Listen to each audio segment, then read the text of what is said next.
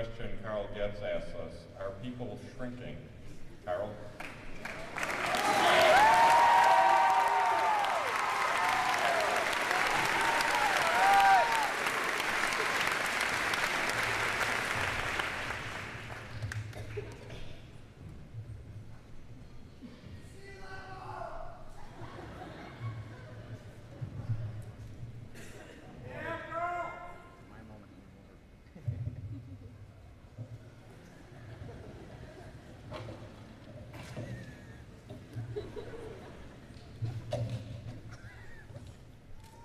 Evolution, one of the most controversial topics known to man, stands alone as the single greatest debate of modern time. Many consider the mastermind behind this concept, Sir Charles Darwin, to be light years ahead of his time, while others have fought rigorously to find flaws in his ideas. For over 150 years, people have been fighting back and forth over the validity of evolution, with no one side dominating the arguments. Well, brace yourselves, folks, because in this, the great year of 2002, when our youth's major focus is on nightly internet activities, Sir Carl of Baldness has finally gathered enough evidence to justify the new theory of evolution.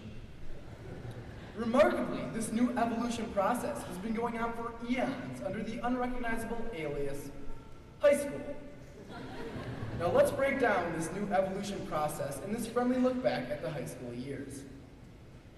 We must start in the beginning, freshman year, where we discover the original species. Using evolutionary terminology, we can officially classify freshmen as the nervous ones.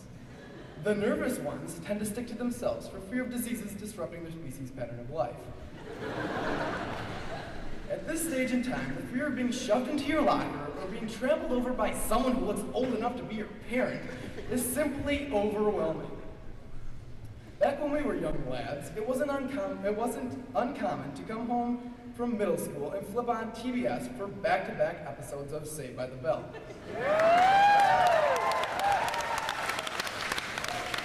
We were intrigued by their perception of high school, which focused on one tight-knit social group who hung out with their principal.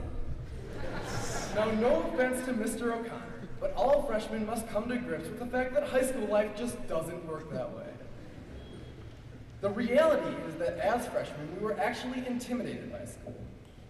Yes, I know that seems far-fetched, but it's true. 4 years ago, it was our class asking the questions. How do I find my next class? Where is my locker?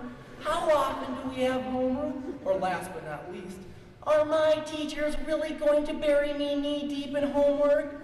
A common myth mysteriously spread during the middle school days. Now, my research shows that if you take the nervous ones and mix them into the high school atmosphere, you are simply planting the seed for the evolution process.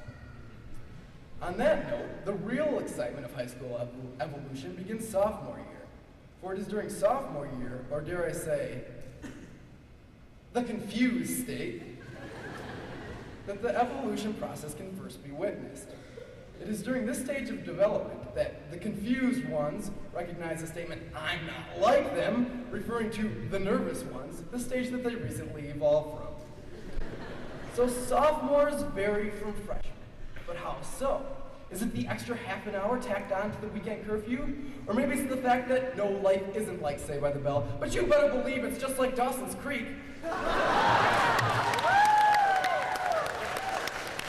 The confusion is just too deep during sophomore year for one to really know exactly what is going on.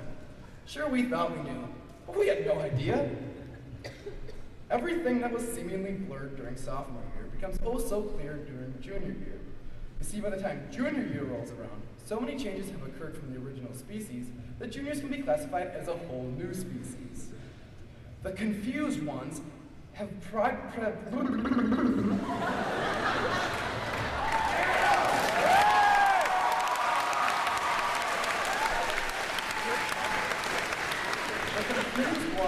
progressed into the hallowed upper class ones, a species unlike any other. As part of this new species, juniors must ask themselves the question, Are people shrinking? No, people aren't shrinking. All nervous ones are that small.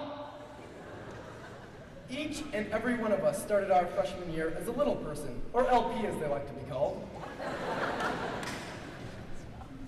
They say that junior year is supposed to be about working hard in school and hitting the books every night.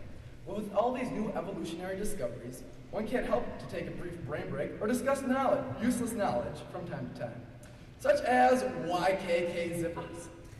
Did you know that YKK pumps out 81 zippers per second?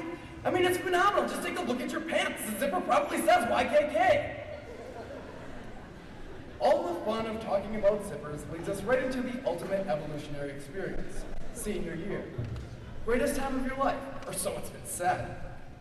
This stage of the evolution is so far superior to that of the original species that seniors can only be referred to as the enlightened ones.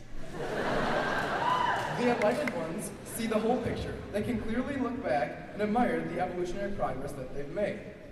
Lo and behold, it is the seniors who get all the privileges. The freedom to leave campus, good old interpersonal class, smazimonium, and we can't forget about everyone's favorite disease, senioritis. Perhaps it is that very disease that the freshmen tried so hard to shelter themselves from. For only seniors can see the true beauty in senioritis, or Abschlussitus, as our German pals like to call it. So one may assume that the evolution stops after senior year. Things can't get any better, right? But no, evolution won't stop because it can't stop. New species will continue to divide and break off. We will all be headed in our own directions, whether that includes college, working, military, whatever the case may be. If you're unsure of exactly which direction you're headed, don't panic. Just remember the words of New Jersey Nets point guard Jason Kidd. We're going to turn this team around 360 degrees. Obviously, he doesn't have a very keen sense of direction, but he's still making the big bucks.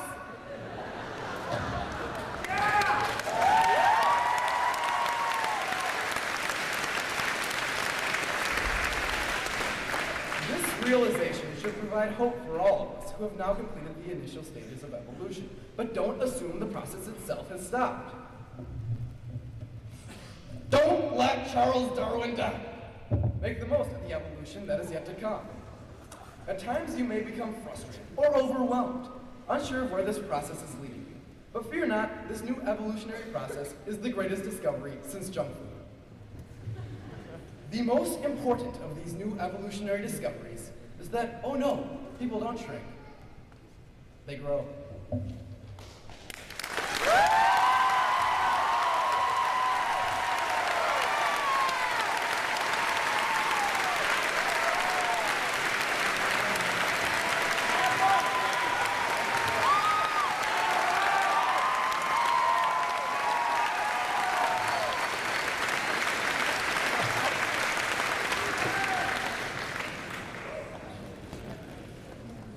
Thank you, Sir Carl.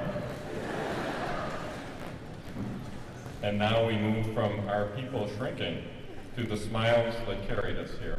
Andrea Davis.